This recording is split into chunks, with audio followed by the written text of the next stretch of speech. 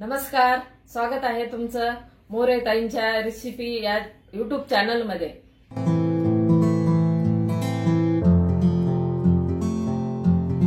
चला तर मग व्हिडिओमध्ये पुढे जाण्याआधी बेल आयकॉन दाबून चॅनलला सबस्क्राइब करा आणि सुरू करा मोरे ताईंसोबत आजची ही चवदार रेसिपी बनवायला।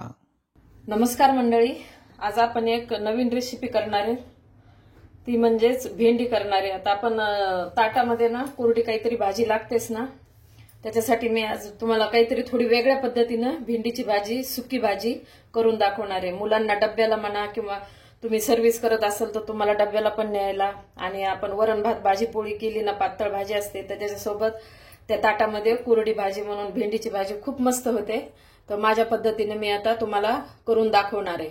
तर आता त्याच्यासाठी ही भेंडी घेतलेली आहे मी, एक पाव भेंडी घेतली, तिला ना चांगलं स्वच्छ धुवून कोरडी करून घेतलेली, कारण कधी पण कापताना ना कोरडी केली पाहिजे, नंतर कापली पाहिजे। आता मी तुम्हाला त्याला काय साहित्य लागणार आहे ते पण दाखवते। तर आता भेंडीसाठी काय लागणार आहे, टोमॅटो एक कापून घेतलेला आहे, कांदा एक कापून घेतलेला आहे आणि थोडं बारीक कापून घ्यायचा, आणि हे लाल मिरचीचं पावडर घेतलेलं आहे, आपण घरी केलेले तिखट आहे ते घेतलंय, कोथिंबीर, लसूण कुटून घेतलेला आहे, मीठ, हळद आणि फोडणीसाठी जिरे मोहरी घेतलेली। आता पहिला आपण भेंडी कापून घेणार आहे, तर हे समोरचं देठ काढून टाकायचे, पाठीमागचं पण काढायचं, आणि दोन दोन अशा तीन तीन एकदाच म्हणजे पटकन होतात अशा कापून घ्यायच्या, आणि ह्याचे पाठीमागचं पण हे असं काढून घ्यायचं, समोरचं पण असं काढून टाकलंय। आता मी अशा पद्धतीने भेंडी कापून घेते। भेंडी मी आता अशी कापून घेतलेली, असे बारीक बारीक सगळे तुकडे केलेले आहेत। आता आपण भाजी करायला सुरुवात करू। आता आपण गॅस पेटवून कढई ठेवली, कढईमध्ये तेल टाकले, तेल पण आपलं गरम झाले। आता आपण मोहरी टाकून घेऊ, जिरे, लसूण, कांदा। आता याला आधी आपण परतून घेऊ चांगलं, थोडस कांद्यामध्येच मीठ टाकायले, म्हणजे आपण जेवढं मीठ घेतलं का त्याच्यातलंच मीठ टाकायले, म्हणजे कांदा लवकर आपला परततो आणि कलर बदलतो कांद्याचा।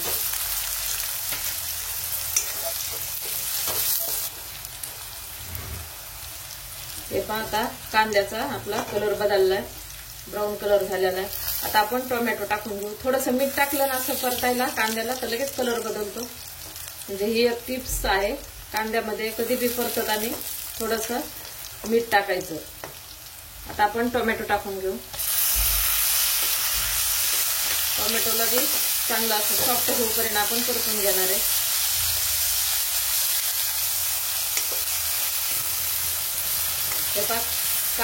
कांद्यामध्ये मीठ टाकलं तर टोमॅटो टाकला ना तर मिठामुळे टोमॅटो पण लगेच सॉफ्ट झालेला आहे, मऊ पडला, त्यामुळे मीठ छान काम करतंय। कोणत्याही भाज्या पण परतीने काय करायचं, थोडंसं मीठ टाकलं ना तर लगेच भाज्या अशा मऊ पडतात आणि लवकर आपली भाजी तयार होते। आता आपण याच्यामध्ये हळद, मीठ, तिखट टाकून घेऊ। एक चमचा मी तिखट घेतलेलं आहे ते टाकून घेते, छोटा अर्धा चमचा हळद घेतली ती पण टाकली, आणि मीठ आपण आधी पण टाकलं होतं, तर मीठ आता तुमच्या चवीनुसार कमी जास्त, आम्हाला थोडं कमी लागतं ना तर थोडंसं मी म्हणजे कमीच असते आमचं मीठ खाणं, आणि मीठ खाल्लेलं कमी चांगलंच आहे, त्याच्यामुळे थोडंसं मीठ कमीच खाल्लं पाहिजे। आता आपण कोथिंबीर पण टाकून घेऊ। ही भाजी ना भेंडीची एकदम झटपट होणारी आहे, काहीच वेळ लागत नाही ना, आणि खायला पण इतकी छान लागते। ही लहान जे म्हणजे भेंडी न खाणारे पण इतकी आवडीने खातात अशा पद्धतीने केली तर। आता आपण भेंडी टाकून घेऊ, भेंडी पण आजच ताजी ताजी आणली होती ना, म्हणून म्हणलं पटकन आपल्याला आता भाजी करायची, तर चला आता रेसिपी करू। आपल्यामुळं ही भाजी म्हणजे अशा पद्धतीने करायची ती सगळ्यांनाच माहित होते, तर अशा पद्धतीने एकदा नक्की करून बघा, छान लागते।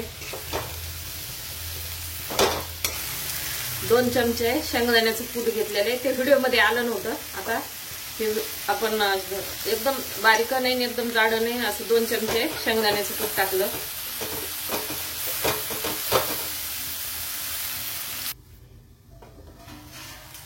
आता आपली भेंडीची भाजी तयार आहे. आता मी काढून घेते. छान झालेले, चिकट वगैरे अजिबात नाही, टोमॅटो टाकून पण चिकट नाहीये. अशा पद्धतीने एकदा नक्की करा. अशा प्रकारे भेंडीची भाजी तयार आहे. एकदा नक्की ट्राय करा आणि कमेंटमध्ये कळवा. तुम्हाला हा व्हिडिओ आवडला असेल तर लाईक करा आणि अशाच प्रकारच्या चवदार आणि चमचमीत रेसिपीसाठी सबस्क्राईब करा आणि कमेंटमध्ये कळवा तुम्हाला कोणत्या रेसिपीज बघायला आवडतील. पुन्हा भेटूया एका नवीन रेसिपीसह एका नवीन व्हिडिओमध्ये. धन्यवाद.